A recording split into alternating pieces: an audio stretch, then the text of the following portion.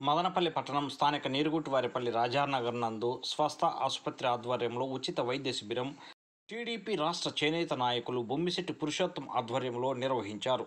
వైద్య శిబిరానికి ప్రజల నుంచి అనూహ్య స్పందన లభించింది. పెద్ద ఎత్తున స్థానిక ప్రజలు వైద్య శిబిరానికి చేరుకుని వైద్యులను సంప్రదించి మందులను తీసుకోవడం జరిగింది. ఈ సందర్భంగా సహకరించిన ప్రతి ఒక్కరికి కృతజ్ఞతలు తెలిపారు.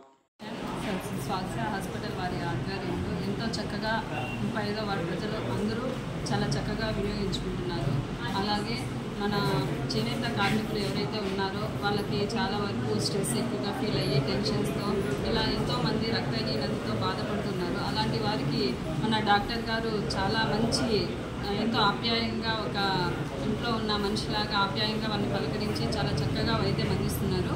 అలాగే మెడిసిన్స్ కానీ వాళ్ళకి సంబంధించిన ఏవైతే ట్రీట్మెంట్స్ ఉంటాయో అవి ఉచితంగా ప్రొవైడ్ చేసి మంచి సహకారంగా వాళ్ళకందరికీ ప్రజలందరికీ అందజేస్తున్నారు.